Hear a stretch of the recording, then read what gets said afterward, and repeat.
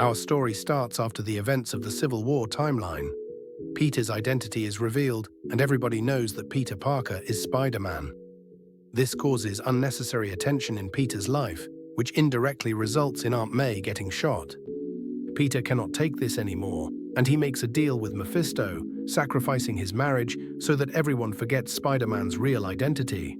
This is different from the Far From Home movie's memory erase, as people still remember who Peter Parker is, unlike in the movie.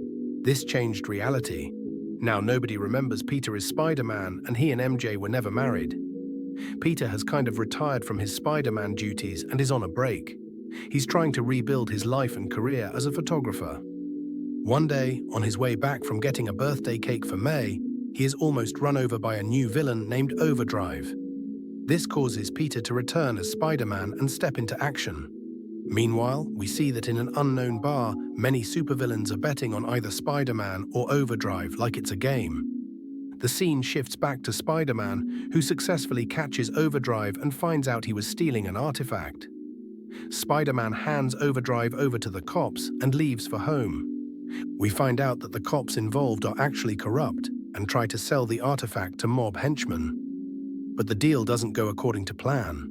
The henchmen refuse to pay and leave, and we see, for the first time, the introduction of Mr. Negative. He is not impressed with how his men handled the situation and kills them for not closing the deal. We are then taken to a bar where we see Peter's new love interest, Carly Cooper. When they leave the bar, a person wearing a Spider-Man mask tries to mug them. Peter, not wanting to reveal his powers by fighting back, complies with the robber and gives him his wallet. And in the process, loses his web shooters too. Just as the robber leaves, we see Peter chasing him, and they both enter a homeless shelter where May works, called Feast. There Peter finds May and talks with Martin Lee, the owner of Feast. Lee misunderstands Peter as a homeless person and tries to help him. This causes Peter to rethink his normal life. Afterwards, he storms into the Daily Bugle and has a heated argument with J. Jonah Jameson about how he's the reason the Bugle has been surviving. By milking Spider-Man, Peter demands money owed to him for all the Spider-Man photos he provided while risking his life. Jameson is infuriated and tries to argue back, but he suddenly has a heart attack and is rushed to the hospital. While Jameson is hospitalized, his wife decides to sell the company, as they were already suffering losses and it was taking a toll on her husband. The Daily Bugle is bought by Dexter Bennett, who doesn't care about the employees and just wants the company to grow. After this, Peter goes out to find a job but is rejected. Being Spider-Man, he had missed many days of work and was unable to explain the gap in his employment during the Civil War phase. The scene shifts to the robber, who tries to sell the stolen and illegal goods to a thug. The robber discovers the use of the web shooters and decides to keep them for himself. Peter could have tracked the robber since the shooters had one of his spider tracers in them. But the robber accidentally shoots the tracker onto a mafia mob boss instead. This causes Peter to follow the wrong lead. The mob boss is kidnapped by Mr. Negative's goons and brought to a lab where they experiment with his blood. The artifact stolen earlier lets Mr. Negative gain the power to kill anyone of a certain bloodline using the blood of any person from that same bloodline. Spider-Man arrives just in time and smashes the artifact, but Mr. Negative taunts him, saying he already backed up the knowledge written on the ancient tablet.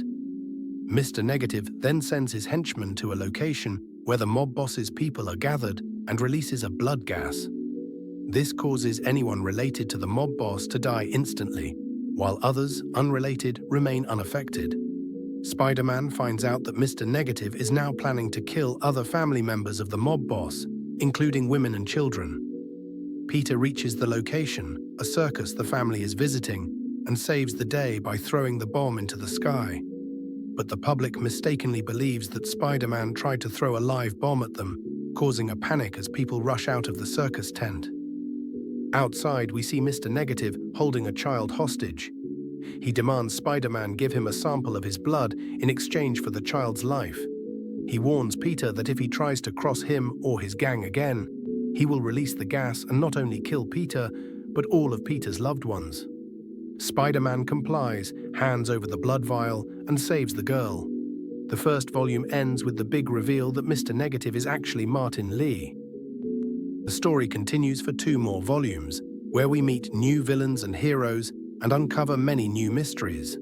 Volume 1 sets the tone for how the new Spider-Man movie, directed by Shang-Chi director Destin Daniel Cretton, might unfold, and how it could set the stage for Spider-Man's role in Secret Wars. If you liked this story recap and would like more, please let me know in the comments below. And before you leave, consider liking and subscribing. As always, see you next time.